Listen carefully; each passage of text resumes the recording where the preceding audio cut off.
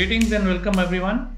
Thank you for joining us today to discuss the Intellect Design Arena Limited financial results for the fourth quarter of the fiscal year 2023-24 ending 31st March 2024 and also the full year of 2023-24. The investor presentation and press release has been sent to you and is also available on our website. Our leadership team is present in this call to discuss the result.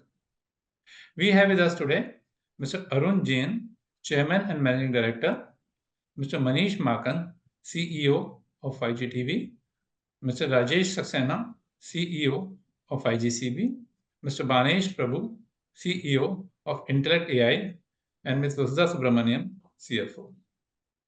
Besides, there are some other senior members of Intellect management team who are present in the call. Now I hand over to Vasudha to take you through the financials, and later Mr. Arun Jain will give his comments on the same. This would be followed by Q&A session where your question will be replied by the senior members of our management team. Once the Q&A starts, you can ask a question by clicking on the raise your hand, and we would unmute you so that everybody is able to listen to you. One safe harbor. I would like to remind you that anything which we say which refers to our outlook for the future is a forward-looking statement. This must be read in conjunction with the risks the company faces. With this, I request Vasudha to give her briefing. Over to you, Vasudha. Thank you, Praveen. Good evening, everyone. It's a pleasure to be before you as we step into the 10th year of innovation, growth, and resilience. Your continued support is invaluable as we navigate the dynamic landscape of fintech industry. Well, let me delve into the numbers to share our progress and financial insights. Our Q4 revenue stood at 612 crores, and excluding GeM, our revenue was 603 crores. We made an EBITDA of 137 crores and 155 crores without GeM. Our margins for Q4 would have been higher by 18 crores without GeM. Our days sales outstanding was 122 for Q4, and without GeM, we are in less than 100 days range on the DSO. On the cash front, we have collected 570 crores during the quarter and had a cash balance of 776 crores as of 31st March 24. I would now like to take you through the full year metrics. We recorded a revenue of 2,513 crore for the year 23-24, generating an EBITDA of 549 crore and a PAT of 334 crore. This PAT is without considering the one-off exceptional item relating to MAT credit, a write-off of 12.5 crore. Cash collection during the year had crossed 2,300 crore. We had won 52 deals during the year and have gone live on 54 digital transformational projects. Let me now share our last 12 months metrics, which gives a comprehensive view of trends and our sustained performance over a longer period. The growth in the LTM revenue compounded annually for 3 years is 19%. The year-on-year growth in LTM revenue was 12%, and excluding GeM, it remained at 14%. Similarly, the 3-year CAGR for EBITDA was 15%. The year-on-year growth in LTM EBITDA was 22%, while it was 27% excluding GeM. It is important to note that our year-on-year growth in LTM of PBT was 27%, including GeM. Over the year, as we closed at Q4, our funnel sizes improved from 7,000 crores in Q3 to 8,000 crores in Q4, and we see consistent growth in our big ticket deals, which we call as destiny deals. During the year, we had deeply involved into a lot of events across the globe in Toronto, Amsterdam, London, Paris, Dubai, and Nairobi, besides others. We commenced the year 24-25 in having 300 plus global experts within Intellect coming together to converge on ideas and innovation. Who is moving the slides? Stay on the slides, she's speaking. So she's talking about Emacs. No. Yeah. All middle slides are left or something? No, sir. It's all covered. No, it's a P&L in that. Okay. We had a series of structured sessions as part of eMAC.ai Summit. This helped us a lot in sharpening our thinking process and expanding the customer canvas, country canvas, product canvas, and distribution canvas. With this, I'm handing over to our chairman, who will provide a lot more insights on the business performance and growth journey. Thank you. Yes, just to America. Okay, so I think so the quarter, what we are looking at it, actually eMACH.ai. So we are speaking about eMACH.ai from last 4 quarters. It's gaining the momentum because of first principle thinking, what we have brought in as one of the most disruptive technology in the financial space. It's still a lot of deals, which is a pipeline is increasing, is translating into the revenue. So the number we were designing the business for 20% growth, we achieve a 14% without GEM. So there's a shortfall from that perspective on the expectation between 20% of what we are designed, and this time it's a 14%, and that's where some of the delayed deals or a carry forward deals are coming into picture. But if you look at the pattern of new deal sign up, which is accelerating, so one is on the past total number, but total deals, which is 8 deal wins in North America. Deals wins.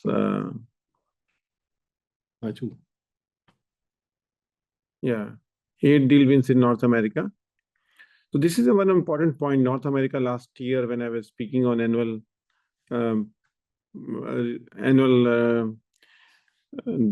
it's not annual day, it's annual business plan, annual board meeting.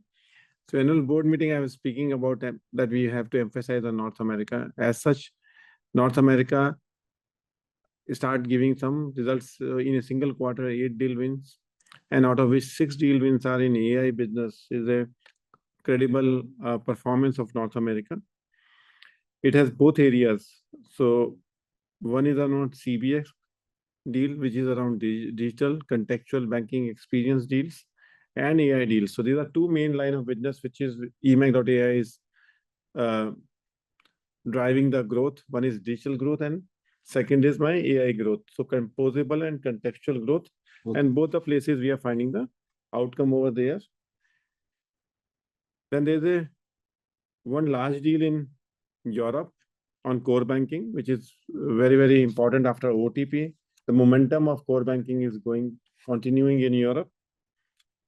We announced OTP last quarter. This quarter, another bank, Wakif, is announced. And then 2 deal wins in Middle East and Africa, which is around DTB platform, which is again continuing the momentum of DTB as a leadership. There are 3 deals in India, which is around, one is around DTB. All three are DTB deals as of now. And there was 1 or 2 deals which got postponed for next quarter. So there are 3 deals, which is all 3 deals are DTB deals of the last quarter win. Then there are 2 deal wins in APEC and ANZ. So 1 deal in Vietnam and second deal is in ANZ. There are 2 large deals which are signed up in APEC. So it's a very balanced. So beauty of the model of expanding into so many countries is to create a basic foundation on which we can grow the business year on year. And some of the deals which is announced, we have shared this time the size of their asset size in their deals to indicate the size of the bank. So they are choosing the right enterprise grade software.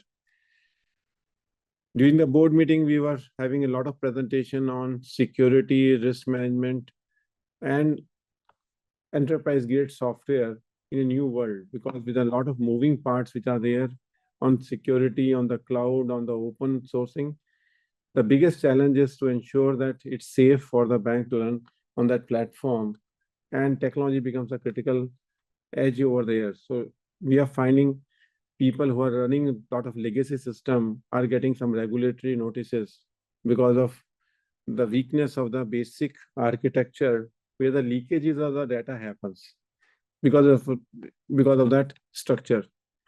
Today we have these deal wins are based on almost there are 42 elements in cloud management alone.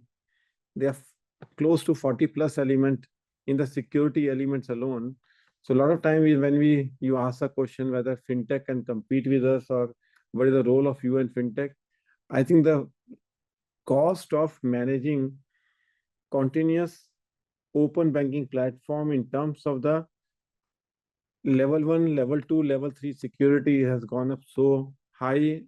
The bank risks are multiplying, though it's giving a easiness for operating, but managing the risk becomes substantially large. And these deals, which is being, I am talking about 16 deals, they have gone through the scrutiny of almost close to 150 architects before they have signed the deal with us. So this space is becoming, on one side, we say fintech is a competition. On the other side, we are finding fintech is becoming more difficult for winning the enterprise grade deal, and they are getting pocketed into the small area for driving the business growth.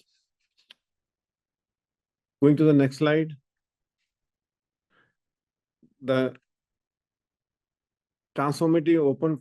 So this is a Gartner, Datos, and private bankers. So I think this entire is report on composition technology. Intellect is getting a big traction with all the analysts. The whole, it's not about just the product, what they are looking at it. They're looking the architectural strength of the product, decomposition of microservices, decomposition of API, and the zip coding of API so that it can be reused. So we don't create the forest of APIs within the banking system, which is resulting into the pipeline of the Intellect is going up quarter on quarter. We started the year with 7,000 crore. We are ending the year with 8,200 crore. Number of deals, if you look at it, has moved from 17 destiny deals to 84 destiny deals. And the details of the deals are there in the next slide. Deal win, that accounting is over here. I'm not getting into each one of them, but this quarter is one new important point is the greater than 50 crore deal. There are 3 wins in that area of greater than 50 crore deals in this quarter. We lost 1 large deals because of political environment between India and Canada. The rest of the deals are okay as per the right traction is there. Company is paying 3.5 rupee per share as a dividend, which is 70% compared to the last year. It was 2.5 rupees per share. This time board decided to have a 3.5 rupees per share for the expanding the procurement space in GeM. What we have learned, we have moved to applying my AI technologies and composable technology, Turmeric and AI. I combine them together and launch from banking system to a large corporates and governments where they have a need of a procurement system, where the major competition is Ariba, which is quite expensive for the many markets. And we could able to build in just 6 months time. The team has able to build up corporate procurement exchange, government procurement exchange, and account payable exchange into 3 products which have come up. They are AI-based products and digital-based products. We already are signing 2 deals in CPX space in this month. We are expected to sign 2 deals in CPX space and 1 deal in APX space. We have started evaluating at 2 places in GPX. 2 proposals are there in GPX space, which is the government procurement. So the team which was released from GeM now getting into proper profitable business. Whatever the learning we got it, where you all seen the number of GeM and without GeM, it's getting to the profitable business. Whenever we'll be signing the deals over there, they may have an investment period of another 2-3 quarters, but after that, it may result into a good traction. Other important point which I want to work on is this next picture, which you are saying EMEX Summit. This is the power of Intellect. 300 people, 300 leaders from 31 countries, 2 boot camps, 1 purpose. It's the largest congregation for 9 days. This leadership team started beginning the year with a new agenda of eMACH.ai to become the disruptive platform for the world. Every one of the leaders have gone through the 2 boot camps of 3 days each. One is on AI, the Purple Fabric, and second boot camp is on turmeric. The workshop was organized on 3 spaces called organizing the thinking space, expanding the performing space, and impacting the business outcome. So 300 people, when we brought them together, we need to come with the common thinking space where we are looking at it, how do we create the disruption in the world. Then you expand by simplification of the process and systems, expanding the performance space by frameworks, and then impacting the business outcome. As I mentioned, there are 2 boot camps and main summit. So 3 days, 3 days, 3 days. Over here, iTurmeric Mac Composable Technology Bootcamp. And it was very, very interesting that my salespeople in the field, yeah, somebody, some feedback?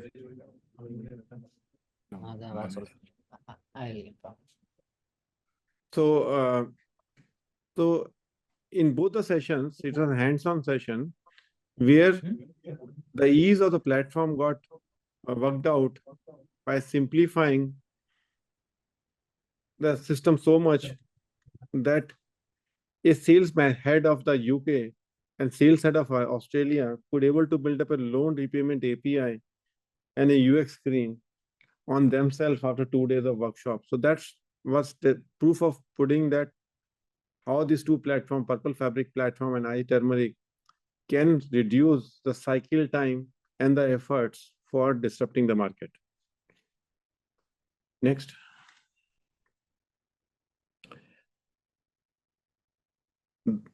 The eMACH AI world is changing the paradigm from product-centric organization to customer desirability products, from coding to composing, and from enterprise siloed knowledge to enterprise connected intelligence.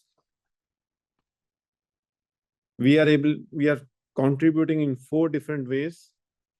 We are participating in a deal which is transforming the enterprise in core banking space, in lending space, in wealth space, in payment space, in DTB space, in card space, treasury, trade, supply chain, finance, custody, GPX. So this could be a complete deal of transformation. Using AI, we are using to transform operations for the bank. We are transforming experience using relationship manager office, corporate, SME, retail, banking exchange, which is a contextual exchange, CBX. Or we are able to expand capability of the bank by helping them for one origination platform, customer onboarding platform, virtual accounting platform, accounts payable platform, and corporate procurement platform. So there are 4 different ways my sales team is going and leveraging our systems. There are 3 levers of growth. We are leveraging around customer canvas. Today, we have a rich set of top 50 accounts on which we have focused attention to grow those accounts. They are the leaders in their own geography. We are saying Magnificent 7 and expand 18 and focus 36 are the 3 agenda points which we are driving on customer canvas. Then we are deepening country coverage. Whenever we are present, we have chosen 11 countries where we want to deepen our country coverage. While the rest of the countries, we want to work through the partners. And then specifically choose the right product proposition and grow across country and across customers. So this year, the focus is clients, go more products. So GCB products should go to GTB clients and vice versa, or AI should go to all the GCB and GTB products. So that's the approach for growth opportunities. This is a few glimpses of the eMACH Summit, which we had for 3 days. we spend a lot of time, I spent a lot of time, and we spent a lot of time in global event and launching eMACH.ai. You might have seen in the LinkedIn. We had in Dubai, Paris, London, design thinking residential program, Dhaka, and we are going country by country.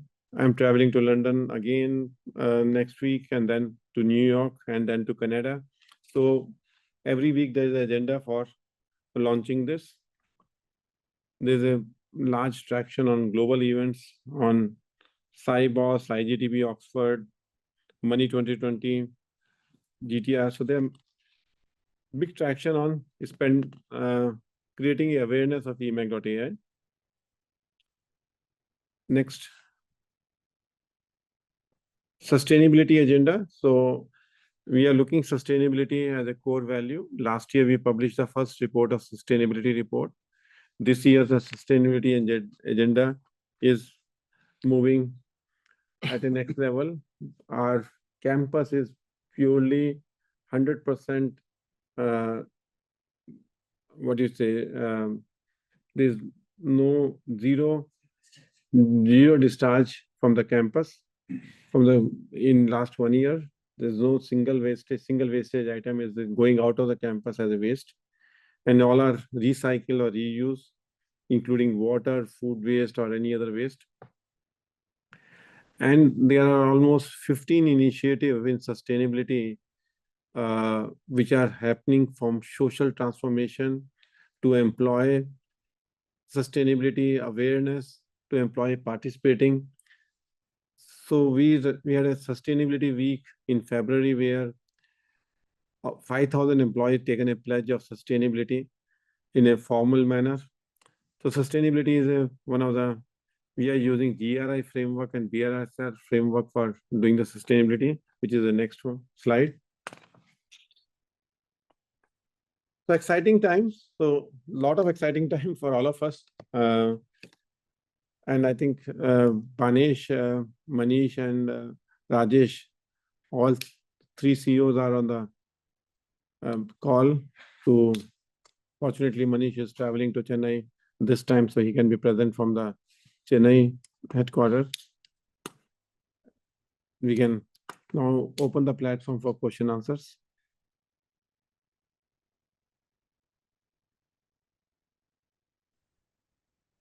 Praveen, you can open up for question answer. Yeah. Please, in case you want to ask a question, please click on raise your hand. In case you want to ask a question, please click on raise your hand.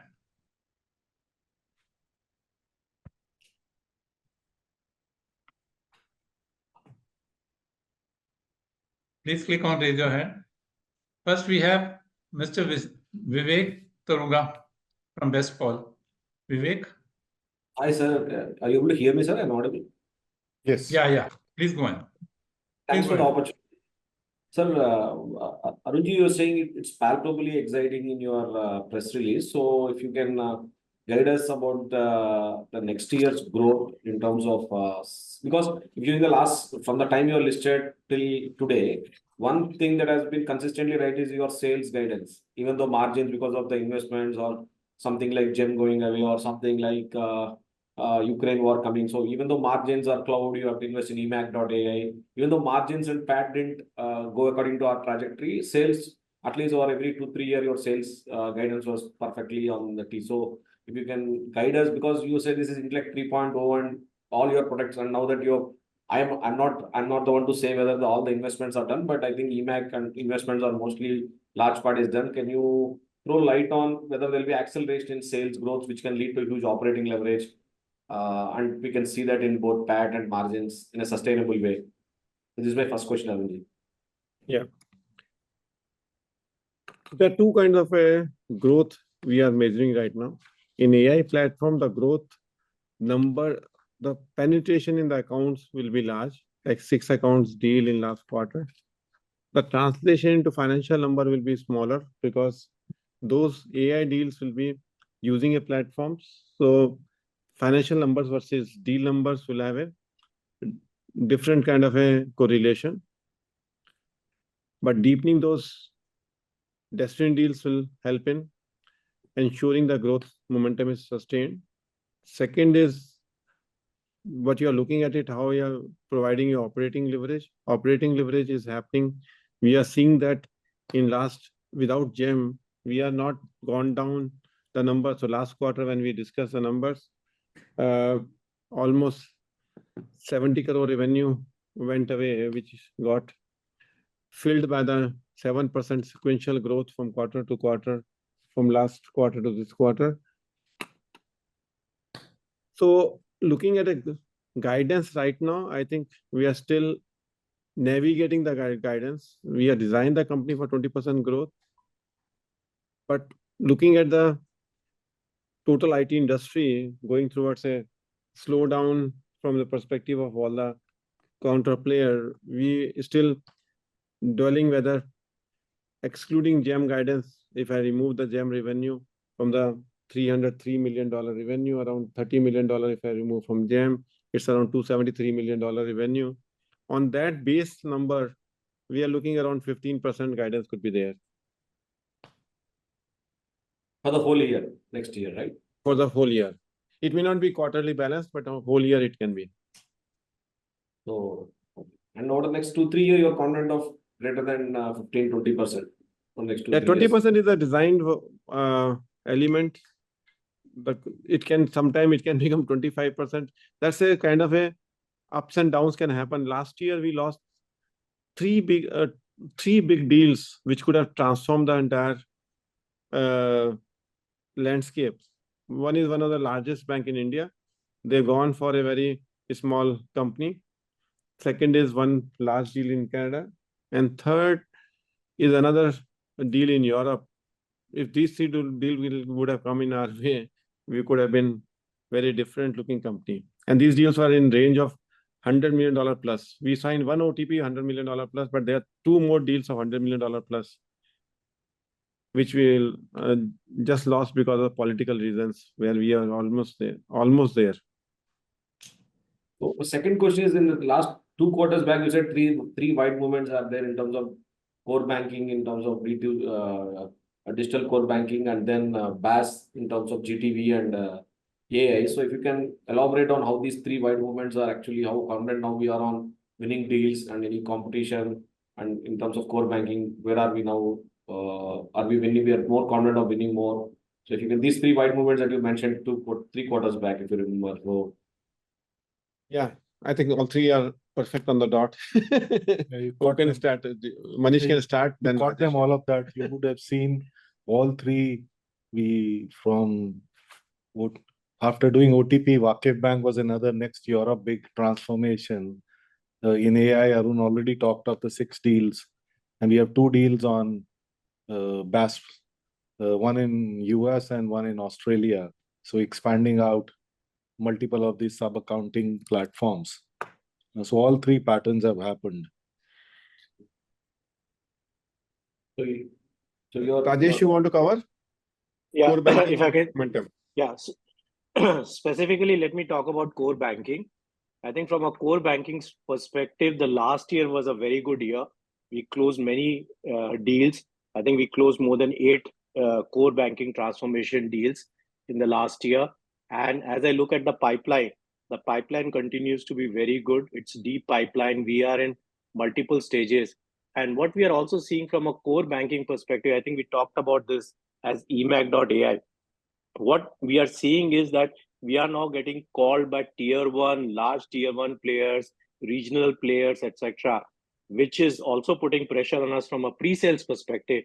But we are seeing that graduation of how we are getting into larger destiny deals. So core banking field, if you study, is right now there are many opportunities, and we believe that we are well poised to take advantage of that. You just mentioned that 100 million deal of some bank you have lost in India. So what are the reasons? Is it just because of competition, or are you seeing any trend that you want to highlight?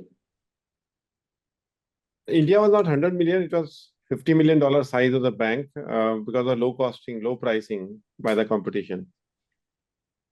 So very low pricing.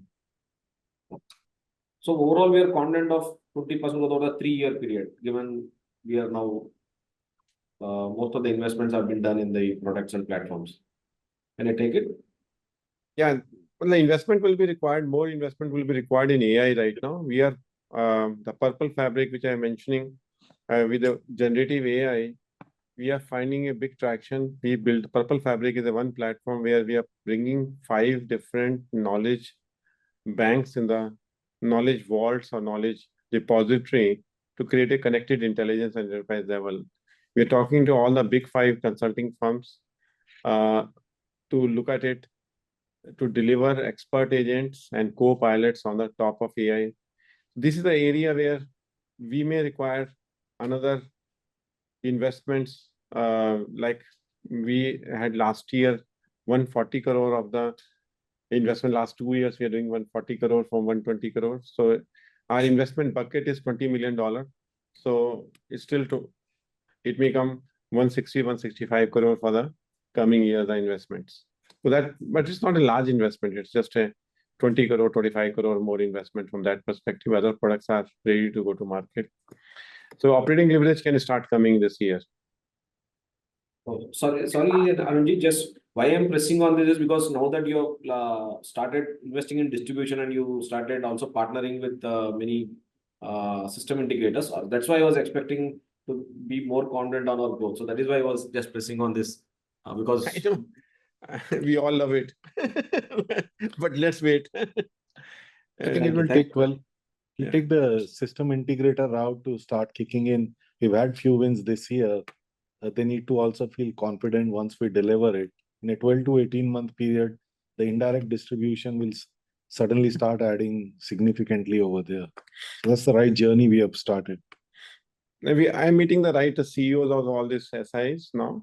So now they are coming to us, which was reverse way. So I think that wheel has rotated. How will it translate into numbers? Since this is an investor conference, not a business plan conference, we are cautious about it. Thank you, Arunji. Thank you very much.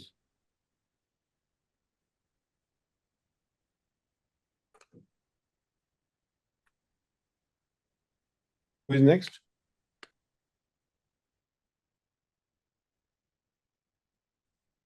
Can we have Rahul Jain ask the question, please? Can you unmute Rahul Jain, please? Rahul, you can ask a question. Mohit Jain. Yeah, hi. Is it audible? Yes, Rahul, we can hear you. Yes. Yes. So just one clarification to start with.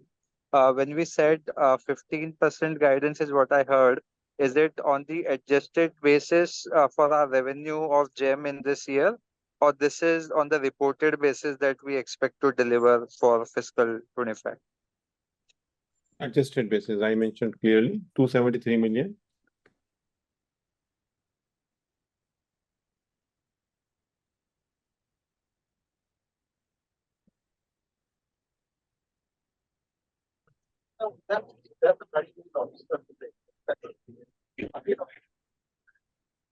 Rahul, your question is... Yeah, can you hear me? Yes, it's better now. Okay, you want me to repeat the question? I mentioned the answer is it's on adjusted basis, yeah. Yeah. Okay, sorry, I could not hear. Secondly, in this quarter also, when we see this adjusted working that you have shared, it kinds of imply there's a 9 crore revenue that would have come from GEM in this quarter also, and there is a 27 crore like-for-like cost. So if my computation is right, can we understand how it should shape up now? Does this 9 will be give or take a very small number going forward?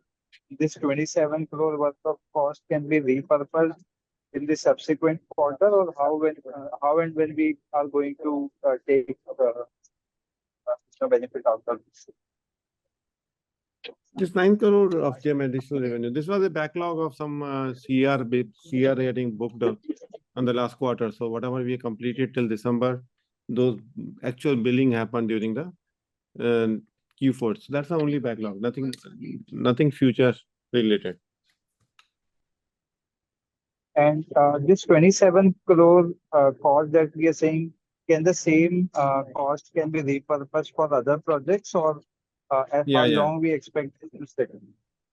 This 27 crore cost, Okay. which is has been GPX and CPX, what we are launched is directed towards that. And that they have a good plan to look at it next 2 quarters to start generating a revenue over there. Right, right. And just one last bit on the general view in the market. You already highlighted about the macro thing. But so far, at least what we have observed is that in the software industry, the pain is not as huge that we have seen in case of services business. So do you think there is some kind of an adoption curve which is now taking shape, which is supporting the momentum and can ensure growth to continue for this fiscal and beyond, or it's too early to conclude that kind of a thought? And this growth is coming from the pipeline, the funnel which we have, the 80 plus Destiny deals we have. So that's the reason for the growth numbers more than any market scenario. This is more grounded basis. So basically, you are attributing this to strong execution, which if we are able to continue, we should be able to deliver this. Sure. Okay, great, sir. Thank you so much. That's it from us. Thank you.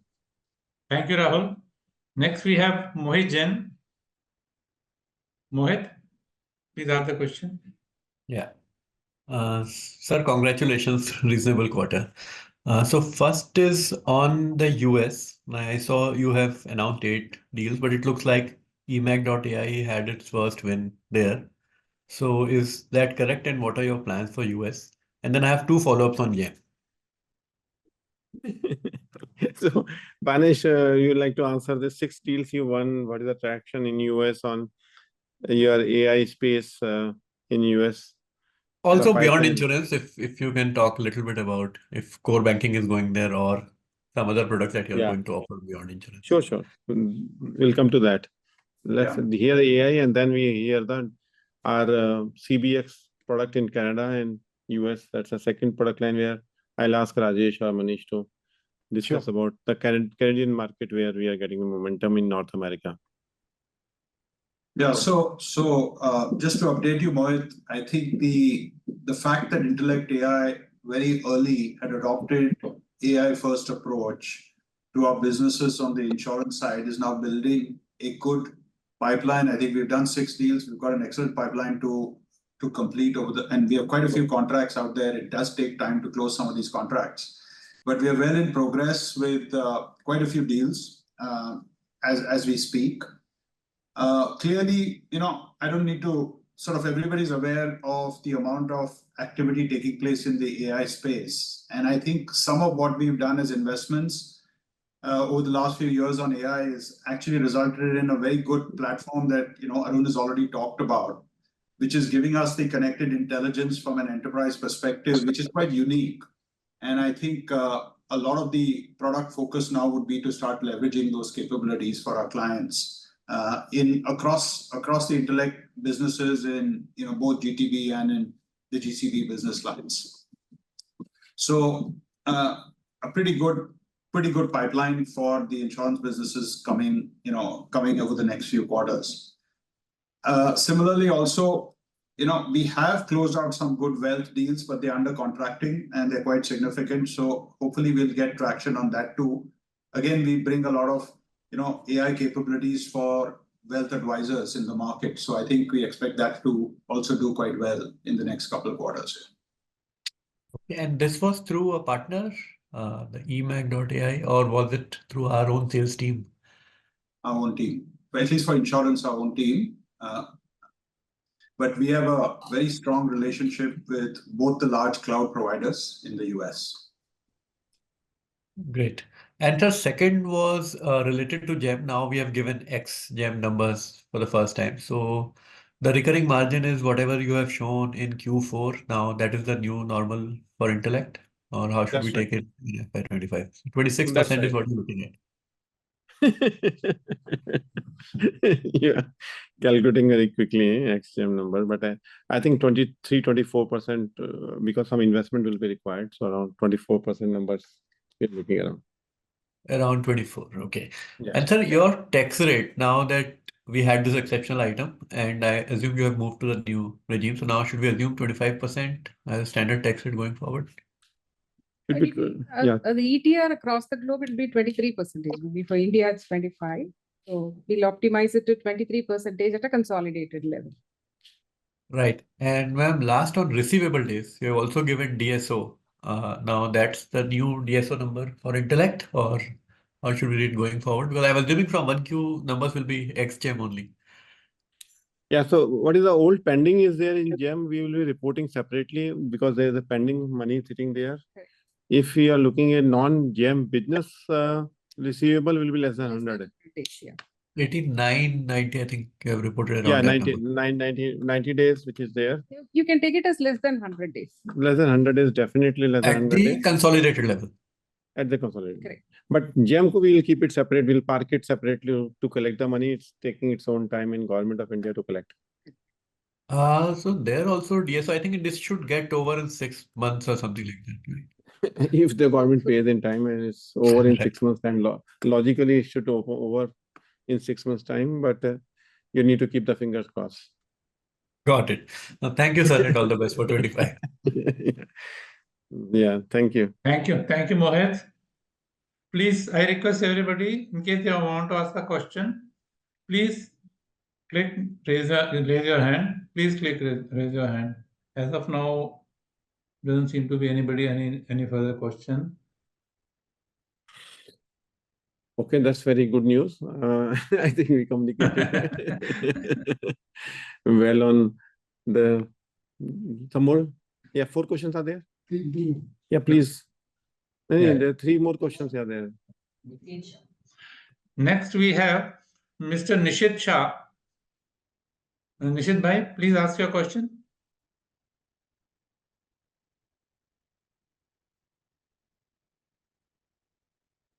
Yeah, hi, this is Nemish Shah from MK Investment Managers.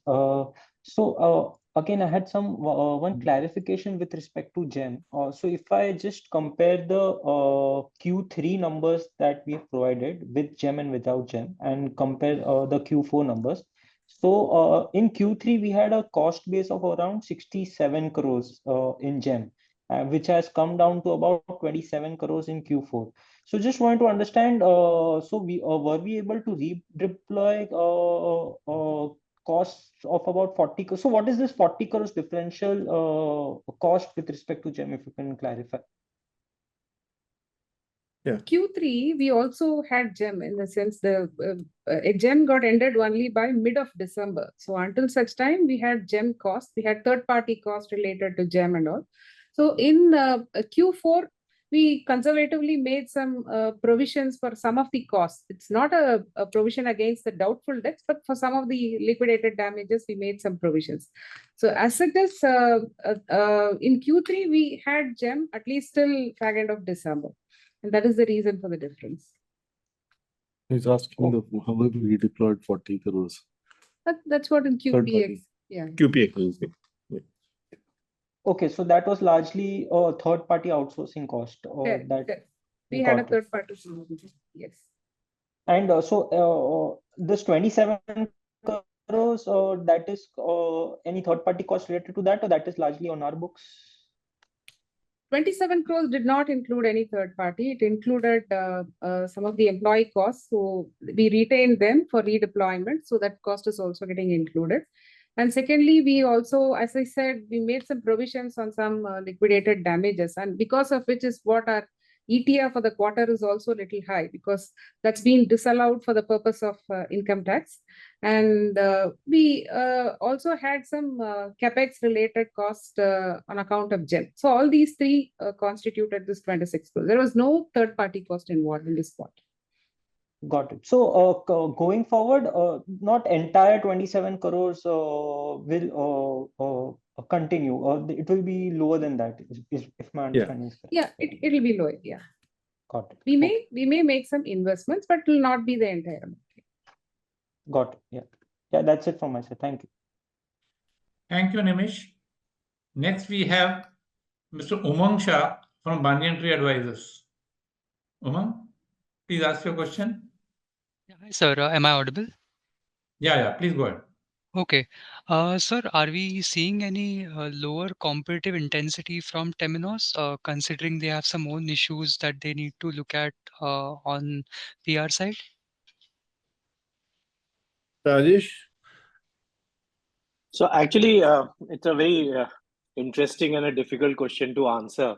But when we look at it from a market perspective, we are seeing Temenos still very much in the fray. So we have not seen that as if the intensity has got lost. This is the grounds from the ground market feedback. Right, sir. Right, sir. That's useful, sir. And sir, in terms of Thought Machine, wanted to understand that Arun sir made some comments about how new age fintechs don't have the kind of security features that we do. Would you include Thought Machine in that, or would you say that on the at least on security front, all the three firms are on the same level? Rajesh, you want to answer? Yeah, please go ahead. I can add, Arun. Yeah. I'm saying Thought Machine as a framework. So basically, Thought Machine provides a framework to the bank, not a full core banking product as such. So their strategy is slightly different from Temenos and Intellect. Our strategy is to provide a full, complete domain-focused product, where on Thought Machine, a lot of things has to be worked out by the implementation partners. So implementation partners makes a lot of money on Thought Machine. Once they have to build a solution, then the partners provide the security framework and other things on the top of it. So on the box, on the cloud, ready product to be used. I think we have invested the money into that. In Thought Machine case, it's a customer who invests that money into them. Yeah. Right, sir. Yeah, Rajesh, Thank you. you think something? No, I was just saying, I was just going to echo the same point, saying that Thought Machine is giving us a simple framework, and the framework, either the bank IT team or an SI has to build on that framework. So if you really compare between Thought Machine and Intellect, we come not only with the underlying eMACH.ai architecture, but we bring the deep domain, the banking domain, and that's what sets us very unique from Thought Machine. Very useful, sir. Thank you so much. Thanks, Umang. Next, we have Mr. Mukul Verma from Verma Associates. Mukul, you are there? Mukul, are you there? Sir, Mukul left actually. Mukul left actually. Okay. Next, we have Mr. Nitin Sharma. Hello. Am I audible? Okay. Yeah, please go ahead. Yeah, good evening, sir. I just wanted to check on the buyback front. Last time when I raised this question, you had said that you're in discussions at the board level. So can we look at something on that front in the coming year?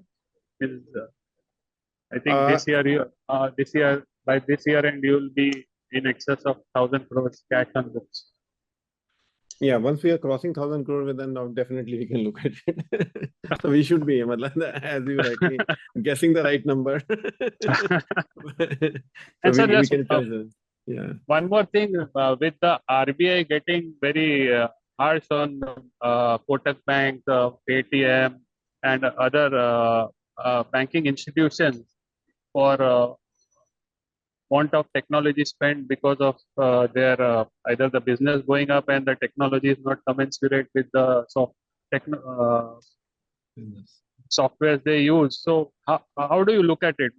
How does that kind of generate more business for us, or is it something where they will have to go back to their existing vendor to set this right? Because I heard the con call of Kotak Bank where they said they are already investing 1,700 crores in technology, and they are going to invest much more to get things on track to start online onboarding through the 811 and credit cards. So Does it grow? I appreciate your reading the right news in the system. And in the beginning, I mentioned there's some leakages in the old system. So it's like an old building. Legacy application is like a old Bombay buildings or old Delhi buildings, where leakage will happen from somewhere. Now to fix those leakages, either you refresh or you fix by the quick and dirty fix tools. Logically, these two incidents happen in India. There are more incidents are bound to happen in US and Europe. Then only I think the people will pay attention to the legacy migration, accelerate the legacy migration. Still, people are not fully believing it into what the new security standards of the world are. And it will take I would say another 12 to 18 months to understand that legacy core and legacy lending platforms are fundamentally built on the technology. By hollowing the core, by doing patchworks, it's not going to solve the problem. They need to go first principle thinking of understanding what customer events are, what services bank is providing to them, what APIs do they need. Today, they are getting into very, very quick and dirty. And in Indian banks, I'm still saying that the cost of technology, the RFP, still they're not understanding the difference between what enterprise grade software means for the banking.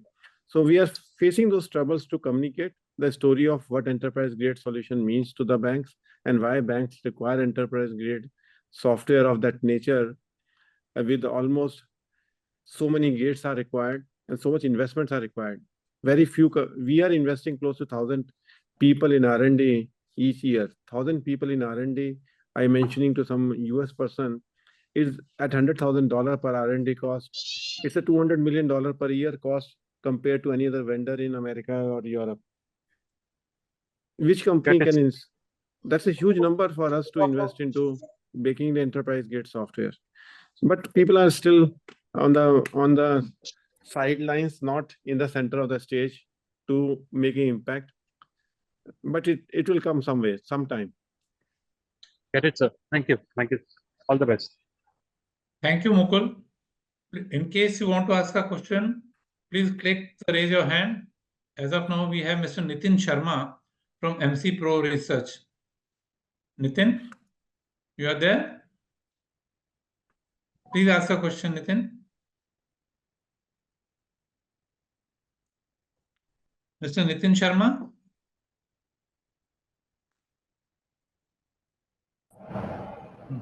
Looks like not there. I'm not able to unmute. Mr. Nitin Sharma, please ask a question. Nitin. Hello. Yeah. Hello. Yeah. Please go. Thank you. So on your three new platforms, the APX and CPX, you mentioned that discussions are ongoing. Help us understand, are these discussions focused only for the overseas market or in the domestic market as well? Just repeat the question. APX and all, is it just only on overseas market or? Nitin, be a little louder. The GPX and CPX? Discussion. Yes. So the discussions that you mentioned, are they focused only on the overseas market or in the domestic market as well? Yeah, they are starting from India market and then going to overseas markets. GPX is focused on overseas market, as well as some of the Indian states are also looking for procurement solution. So that's marketed on. So now there is a central government portal and there is a momentum of state government also want a government procurement portal, but this time we'll not be getting into the investment mode. We'll be selling the license. So we'll be getting the money upfront from government rather than getting into the partnership sharing model with the government. And corporate procurement portal, we are finding a large space of procurement in India as well as in Asia Pacific and Middle East before we jump into the Europe and America. It's the same strategy what we do for any other product. First we use India, go to Asia nearby countries, and then go to Europe and America. It's a 3-year journey when we move into this direction. Understood. Thank you. Okay, Nitin. Yeah. Thanks, Nitin. I think Vivek wants to ask one question once again, Arun, if you can. Okay. Yeah. Vivek, unmute yourself. Yeah. Arunji, am I audible? Yeah. Just you mentioned the previous participant that clients are going for band-aid solutions. So if you can give qualitative, I'm not asking about growth rates and all, but qualitative commentary on competitive intensity across markets, and which products do you think people are ready to invest, and you are more positive to drive growth over the next 2-3 years? Because even the last con call, you mentioned the same thing, that in India, our people are not really going for the enterprise grade solution. So if you can give us where you think our products will find acceptance and where the growth will come from, and qualitative commentary with regards to how quality competition is shaping up across our products in the sense, at least whatever you want to mention. Thanks, sir. I think Europe is definitely a market which is very sensitive to the architecture change. So when they are going through it, what Rajesh was mentioning an OTP deal, it took us 18 months, 21 sessions of various architectural sessions before they selected us over the Thought Machine. That rigor of selection, wherever they have a rigor of selection, we are getting selected. Whenever the rigor is only RFP based or rigor based on the pricing based, our referenceability become weak from that perspective. So our win ratio in those areas where and it's there in Europe, it's there in Canada, it's there in some portion of US, not all the US banks, but I would classify US into two categories. One is architecturally focused, and second is band-aid focused banks. You can see them differently, and there where they are looking architecture, they are looking AI, they are more exploratory. They can be looking at understanding the technology first. I would not say exploratory. They are understanding the technology better. They invest in their strong architecture teams, and then they select the solution. So they are the virtual account system in US. So one of the largest bank in US, one of the top 20 banks in US, they selected entire embedded finance platform from us. They took us almost again 24 months to evaluate. Yep. So these are the long cycle deals. Now we will have this is our third or fourth deal in US in embedded finance. Yep. And once we have once we cross the hump of 5 deals in US in embedded finance, then the acceleration will happen. So BAS, who can we see as our competitors in BAS? Because you've sold that, Manishji. They are primarily local vendors over there who are single monoliner. The good advantage we right now are able to establish is it's part of a full corporate treasury enterprise platform.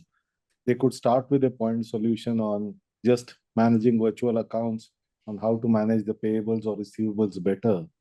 But a full treasury needs a deposit product, a liquidity product, a receivable product. So the architecture validation through some of these are happening. And once you break through and win with these through architecture, really then the competition eliminates, because it's all legacy in US, or like all of us know. So you or next few years, you see this band-aid things, people having some, people realizing that they have to invest in enterprise grade, and anything that you think will force them, or I think there are two patterns I'm looking forward to. One's a positive pattern that some of the banks are making those investments and will generate confidence in the rest of the market, like we have seen. The second is number of accidents are happening. Sometimes that accidents accelerates the wave much faster. At that time, are you ready or not ready? Do you have proven live sites? I think that makes a difference. So that we are following that journey right now. Thanks very much for the answers, Arunji. Thanks, Vivek. Arun, we have one last question. Just last Mr. question. Rohit. I have to. Yeah. I have to rush. From Mr. Rohit Balakrishnan from iThought PMS. Rohit, please quickly ask your question. Hello, sir, am I audible? Yeah. Good evening, sir. So just my question was on platform revenue. So this quarter was around 56 crores. So first is, this includes the 9 crore GeM, or this is excluding that? It includes. Okay. So if I were to exclude that, so we are around 45 crore or around that number, 46, 47 crores of revenue. How do you see this revenue shaping up, sir, over the next, let's say, 8-10 quarters? I mean, just your color would be very useful given we are seeing good traction in eMACH.ai. But at the same time, in the past, you said you will do what your customer wants. So just your comments on this. How do you see the platform revenue sort of coming in? And just connected to this, as a result, then the margins as well, because those are expected to be higher margins. Yeah, I think we can have a more predictability 3 years from now, not quarterly. So your question is right. In 3 years' time, this business has to be a $50 to $75 million business in platform revenue. Should be there comfortably. So we are targeting 100 million, but $50 to $75 million should be the platform revenue in 3 years' time. So that's a better way to look at the platform revenue right now. Sure. That was the only question. Thank you. Thank you. I have to just leave you. right now. Thank you. Yeah. Thank you, Rohit. And thank you, everybody, for joining the call today. In case you have any further questions, please do write to us. Thank you. Now you can log off. Thank you.